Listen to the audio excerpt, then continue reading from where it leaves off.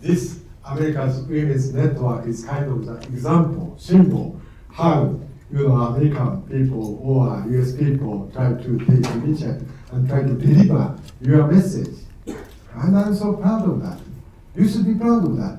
I think this Women's Network provides an opportunity for people to share and to have relationships, and that helps the firm create loyalty and reduces turnover.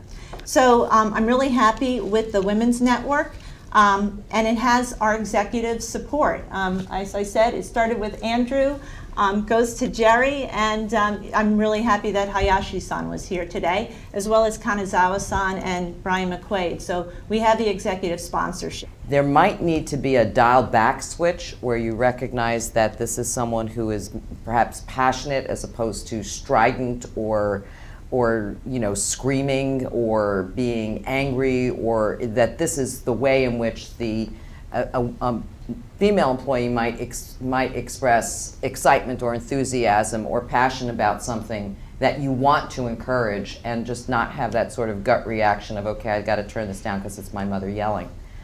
And I sometimes think that happens. And so, I do think that happens. So maybe that bit of self-awareness that women's voices are going to sound different when they say the same thing that men's voices are going to say. I really do not like thinking that something is impossible or is difficult. When you categorize something as impossible, you eliminate every possibility to realize it. I learned that the most important skill that I took away from that very early in my career is learn to be a good listener. And when you really endeavor to do that, in particular, as a woman, I think that's one of our stronger generic skills when we apply it.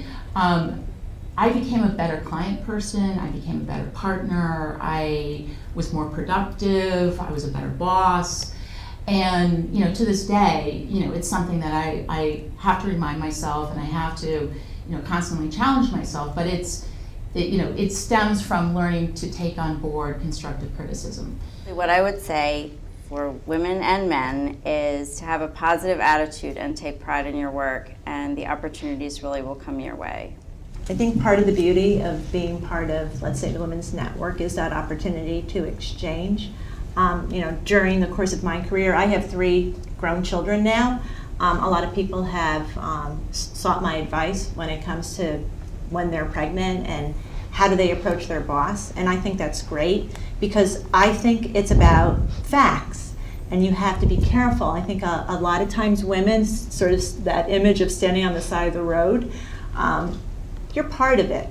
But what you need to do is sometimes step off because you have something else you have to accomplish. There's another priority in life.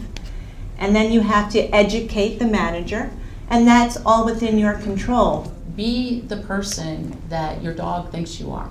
And what I mean by that is, if everyone's griping about email and technology and devices and this and that, figure out a way, in particular in your home life, not to have that be a constant, ball and chain.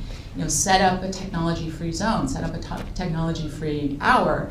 Don't have your BlackBerry or your Apple at the dinner table, whatever it is, because if you want to be that person, that your dog thinks you are, then you have to leave the device behind at some point. The point that I would make for women, today is there are programs, there's funding, there's opportunities available to us solely because we are women.